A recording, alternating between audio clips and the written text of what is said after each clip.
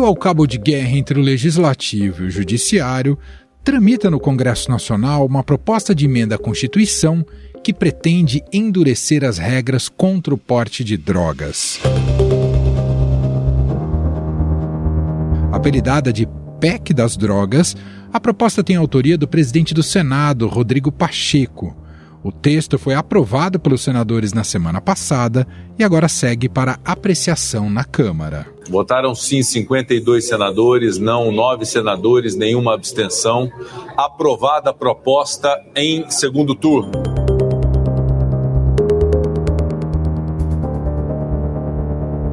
A PEC representa um claro enfrentamento do Congresso ao Supremo Tribunal Federal.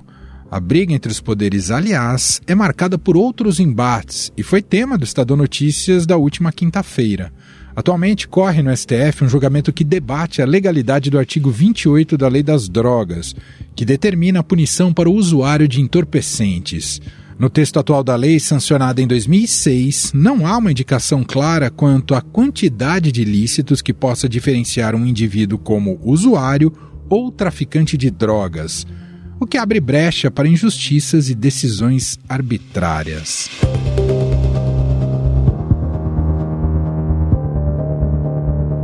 No Supremo, o julgamento está parado desde março por um pedido de vista do ministro Dias Toffoli. Mas 8 dos 11 ministros da Corte já votaram até agora. O placar atual é de 5-3 a favor da descriminalização do porte de maconha para uso próprio. Votaram a favor da descriminalização apenas da maconha. Os ministros Gilmar Mendes, Alexandre de Moraes, Edson Fachin, Luiz Roberto Barroso e a recém-aposentada Rosa Weber.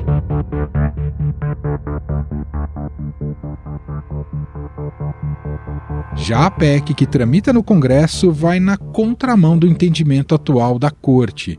A proposta aprovada pelo Senado quer incorporar à Constituição um artigo definindo como crime tanto a posse quanto o porte de drogas ilícitas em qualquer quantidade.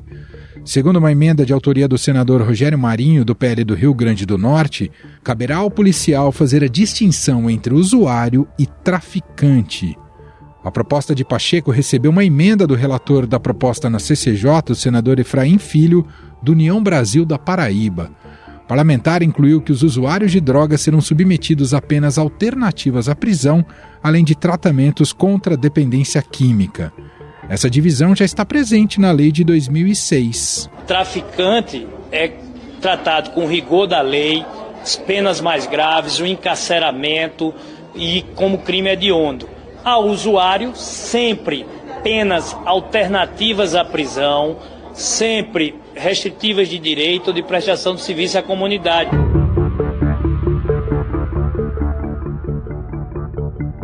Se a PEC e a decisão do STF tiverem entendimentos contrários e ambas entrarem em vigor, o que vale é a mudança constitucional aprovada pelo Legislativo.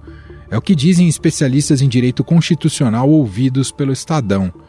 Se o Supremo decidir primeiro, a descriminalização vale até a promulgação da PEC. Mas se o Congresso for mais rápido, a decisão dos magistrados se aplica a casos já julgados ou que tiveram julgamento iniciado antes da publicação da emenda. Mas também existe a possibilidade do STF derrubar a PEC, se for enviada à Corte uma ação direta de inconstitucionalidade. Nesse caso, o Supremo julgaria se a emenda está ou não de acordo com os direitos garantidos pela Constituição. Sobre as consequências da possível aprovação desta PEC, nós vamos conversar com o advogado Cristiano Marona, diretor da plataforma Justa e autor do livro Lei de Drogas Interpretada na Perspectiva da Liberdade.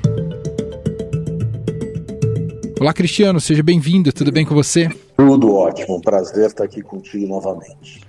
Cristiano, claro que a questão de fundo aí é o litígio do Congresso Nacional com o Supremo Tribunal Federal. Mas em nome disso, se aprovou, pelo menos nessa primeira etapa ali no Senado, uma PEC que não sabemos ao certo quanto ela embaralha o meio de campo em relação à atual legislação, a Lei das Drogas de 2006. Então, queria começar o nosso papo te ouvindo sobre essa perspectiva. Essa nova legislação, caso ela avance, ela representa um retrocesso em relação à atual legislação? Na verdade, a atual legislação tem como principal problema o fato de que muitos usuários têm sido tratados como traficantes, né? Inclusive, o voto do ministro Alexandre de Moraes no recurso extraordinário 635-659, no qual se discute a constitucionalidade do artigo 28, reconhece isso a partir de uma ampla pesquisa feita pela Associação Brasileira de Jurimetria em diversos tribunais de justiça do Brasil todo, né? Então, essa pesquisa mostra que, desde 2006, uma parcela de usuários é tratada como traficante. Qual parcela? A de jovens negros, pobres, periféricos e com baixa instrução. Então, diante dessa realidade, diante desse diagnóstico, o Supremo Tribunal Federal avançou para discutir critérios objetivos baseados em quantidades para diferenciar o uso e tráfico de drogas, como existe em legislações de outros países, né, Portugal, México, etc., de forma a atacar esse problema que produz injustiças, porque se a lei está tratando usuários como traficantes, é uma lei que produz injustiça. Então, me parece que o objetivo do Supremo Tribunal Federal é justamente identificar o problema, apontar uma solução diante da omissão dolosa do Congresso. E aí o Congresso, em face dessa postura do Supremo e diante desse confronto entre poderes que nós estamos vivenciando, resolveu dar uma resposta ao Supremo, aprovando essa PEC da vingança, né? Já foi aprovada no Senado, agora foi encaminhada para a Câmara e a perspectiva é de que seja aprovada. E eu entendo que é um retrocesso, porque, diante de um diagnóstico que é irrefutável, não é apenas a pesquisa da Associação Brasileira de Jurimetria que mostra isso, a pesquisa do IPEA, outros trabalhos acadêmicos, como, por exemplo, o do Marcelo Semer e outros pesquisadores, todas as pessoas que estudam e pesquisam esse tema chegam a essa mesma conclusão. E, ao aprovar uma PEC que criminaliza a posse de qualquer quantidade de drogas, o Senado está dando um recado no sentido de que não vê problemas nessa situação, né? Então, o Senado não vê problema no fato de que usuários estão sendo tratados como traficantes, o que, a meu ver, é um grave equívoco. O que a gente pode ter é um fenômeno que tentava se combater, mesmo que ainda com dificuldades, e o senhor muito bem mencionou o que o STF estava discutindo, mas tentava combater o fenômeno do superencarceramento. A gente pode ter isso novamente, caso essa PEC avance, doutor? Na verdade, hoje o Brasil já é a terceira maior população prisional do planeta. O tráfico de drogas é o principal vetor encarcerador, então cerca de 1/3 dos presos hoje no Brasil estão encarcerados por conta da lei de drogas. No caso das mulheres, 2 em cada 3. Então nós já vivemos esse fenômeno, né? O superencarceramento é algo que faz parte da nossa realidade. E aí, quando a gente analisa o perfil das pessoas presas, existe uma sobre-representação de pessoas negras, né? O que mostra que a lei não incide da mesma forma para qualquer pessoa. E aí, voltando ao voto do ministro Alexandre de Moraes no RE 635-659, ele diz que pessoas brancas com escolaridade elevada costumam ser flagradas com até 60 gramas de maconha e mesmo assim são considerados usuários. E no caso de jovens negros, esse limite é de cerca de 20 gramas. A partir de então essas pessoas são enquadradas como traficantes, né? Essa situação toda deveria despertar, por parte do legislador, um desejo de intervenção no sentido de reduzir essa subjetividade e impedir que essas injustiças sejam cometidas. Mas, ao que parece, o Senado Federal não se sensibilizou com essa situação e, ao contrário, fez questão de chancelar, de manter essa situação ao criminalizar qualquer quantidade. É uma outra discussão aí que me parece também importante mencionar, que é o princípio da insignificância, né? Que é um critério de interpretação restritiva da tipicidade que tem a ver com a necessidade de uma ofensa razoável, idônea, significativa ao bem jurídico protegido pela norma penal, sob pena de não caracterização do crime. Então, por exemplo, quando alguém furta uma caixa de fósforo, embora do ponto de vista formal essa conduta seja típica, do ponto de vista material, o dano ao bem jurídico patrimônio alheio é irrisório e não justifica a movimentação da máquina estatal. O senhor entende que o STF, no julgamento que está parado agora, né, foi um pedido de vista do ministro Dias Toffoli, mas o STF vinha caminhando para um consenso positivo ou ainda muito aquém do necessário? Pergunto muito aquém porque só ficou restrito a maconha e de buscar critérios específicos, critérios de porte em relação à maconha. Se perde uma oportunidade de avançar mais nessa legislação, doutor? Eu acho que o Supremo também merece críticas, seja pelo fato de que a finalização desse julgamento está demorando demais, né? O julgamento começou em 2015, nós estamos agora em 2024 e não há perspectiva de encerramento. Além disso, uma série de pedidos de vista dos autos foram feitos com um caráter obstrutivo, né? Impedindo que esse julgamento chegue ao final. Como você mencionou, restringir apenas a maconha é, a meu ver, um equívoco. Primeiro, do ponto de vista jurídico, a discussão, texto legal fala em drogas, né? Então não me parece que o intérprete possa escolher uma das drogas postas na ilegalidade para declarar inconstitucionalidade. Se há inconstitucionalidade, ela existe em relação a todas as drogas postas na ilegalidade, né? Afinal de contas, a autolesão ela é impunível, seja quando se trata do uso de maconha, seja quando se trata do uso de cocaína, crack, heroína, LSD, etc. E, por fim, me parece também um grave equívoco na decisão que até agora está prevalecendo, manter a posse para uso pessoal na ilegalidade. Vai deixar de ser crime, mas vai continuar sendo um ilícito cível, né? O ministro Alexandre de Moraes, ele menciona que a pessoa flagrada com drogas deve ser encaminhada a um juiz cível. O voto do ministro Gilmar Mendes também faz referência a essa situação.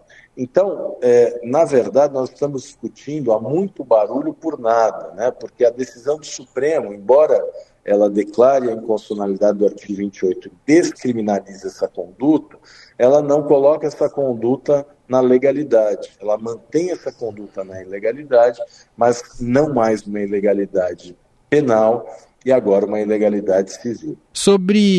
Voltando à questão da PEC aprovada no Senado e agora vai para a Câmara dos Deputados, haverá um debate se essa PEC é inconstitucional por ela ser agora embutida no artigo 5º da Constituição? Ou seja, a bola vai de novo para o Supremo, doutor? Sem dúvida. Na nossa Constituição, compete ao Legislativo produzir as leis e compete ao Judiciário dar a última palavra a respeito da constitucionalidade dessas leis, né? É interessante a gente observar que na Colômbia ocorreu algo semelhante. Verdade. A Suprema Corte colombiana declarou inconstitucional a lei que criminalizava a posse de drogas para uso pessoal. O Congresso, posteriormente, reagiu, aprovando uma emenda à Constituição, dizendo que a posse de drogas para uso pessoal deve ser objeto de criminalização. E, posteriormente, a Suprema Corte declarou inconstitucional essa emenda à Constituição. É preciso dizer que o fato de aprovar uma emenda à Constituição com o objetivo de criminalizar a posse de drogas para uso pessoal não torna essa disposição imune de exame por parte do Supremo Tribunal Federal. E se o Supremo decidir que o crime do artigo 28 da Lei de Drogas é inconstitucional, porque viola a regra que proíbe a criminalização da autolesão, viola garantias fundamentais como a privacidade, a vida privada e a proporcionalidade, da mesma forma deve declarar inconstitucional a proposta de emenda à Constituição que tenha os mesmos termos, né? Só para a gente fechar, doutor, o senhor entende que o ambiente político de ano eleitoral acaba por incentivar leis mais duras, leis penais mais duras, como essa que o Senado já aprovou? O populismo penal, infelizmente, é uma das bandeiras políticas mais populares, né, que existe hoje no Brasil. Nós temos aí a extrema-direita muito fortalecida, especialmente no Parlamento, no Senado e também na Câmara Federal, e a ideia de repressão máxima ao crime, de punição com base nessa ideia equivocada de lei e ordem, são bandeiras políticas que hoje têm muitos adeptos, né? Quando a gente analisa os resultados dessa política criminal, a gente percebe que os resultados são desastrosos, né? Porque, primeiro, como já mencionamos, a lei penal não incide da mesma forma em relação a todas as pessoas, né? Já tem um ditado em espanhol que diz que a lei penal é como a serpente, ela atinge preferencialmente os pés descalços, né? E, além disso, quando a gente analisa a questão prisional do Brasil, a gente percebe que desde a década de 70 prende-se muito e prende-se mal, né? E o resultado disso é o fortalecimento das facções criminosas. Então, o que nós precisamos é construir, elaborar uma política de segurança pública que tenha base em evidências científicas, e não em achismo, e não em mitos, né? Ideias equivocadas como essa. Prender deve ser reservado apenas para situações muito graves, né? Apenas para crimes que realmente justifiquem essa medida e de acordo com as regras que estão previstas na lei, no Código de Processo Penal, em especial no que diz com a necessidade cautelar. Porque a gente não pode esquecer que uma coisa é a prisão-pena, que é aquela decretada quando a pessoa é condenada e a condenação transita em julgado. E outra é a prisão cautelar, que não tem a função de punir antecipadamente, mas a de garantir a regularidade do processo, né? Então, de uma forma geral, o que nós precisamos é de uma racionalidade na política criminal. E hoje, infelizmente, a política criminal que nós temos é completamente irracional porque ela é voltada a essa ideia de punição máxima de direito penal do inimigo, né? E esse modelo político criminal tem se mostrado um fracasso retumbante. É surpreendente que, diante do fracasso, novos impulsos punitivos surjam como solução, o que evidentemente não vai funcionar. Muito bem, nós ouvimos aqui Cristiano Marona, diretor da plataforma Justa, autor do livro Lei de Drogas Interpretada na Perspectiva da Liberdade, lançado pela editora Contracorrente. Doutor, mais uma vez, muito obrigado aqui pela entrevista, pelos esclarecimentos e até uma próxima. Sempre um prazer. Estadão Notícias.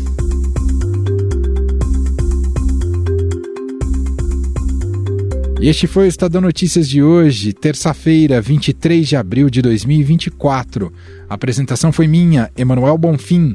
Na produção, edição e roteiro, Jefferson Perleberg, Gabriela Forte e Bárbara Rubira.